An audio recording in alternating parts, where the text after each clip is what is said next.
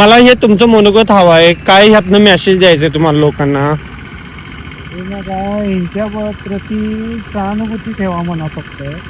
देवाला नाही घातलं चालेल तर त्यांना निदान जाऊन देऊ नका, त्यांना मारू नका. काय दुर्दैव आहे ते. लोक फार चित्र बघितली की दगड उचलतात. माणसाचा सर्वात चांगला मित्र आणि दुर्दैव आहे की माणूस त्याला ओळखत नाही.